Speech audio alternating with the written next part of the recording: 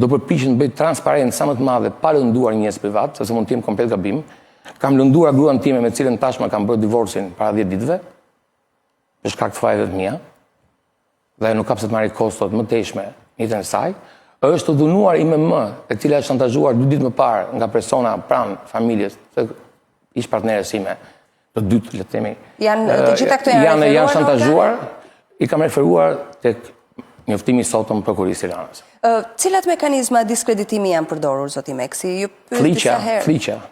Do të fliqim, do të diskreditojmë, do të fliqim, në formë konstante, prej të paktën muajit gusht shtator. Përveç kësaj që ju thatë, më lejoni të pyes si një punonjëse këtu, por edhe si një njeri mbi të gjitha. Pyet çfarë duash të Liliana. Keni frikë për sigurinë tuaj, për sigurinë e familjes tuaj? Sigurinë e familjes time, shpresoj që jo.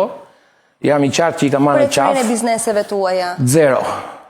Unë kam vazhduar të ndjek të tëra detajt ligjore. Vazhdoj të bëj ankimime tenderash në formë konstante, pa u bezdisur. Në formë konstante i kam folur elementët stafit tim të IT-s të MCN-s që mos u dorëzoni, sa ta kanë ditur historinë, ju bëni punën tuaj. Dhe në të sens, do doja të vlerësoja dhe rolin e Geron Meqes, i cili ka pasur të njëjtin insistim.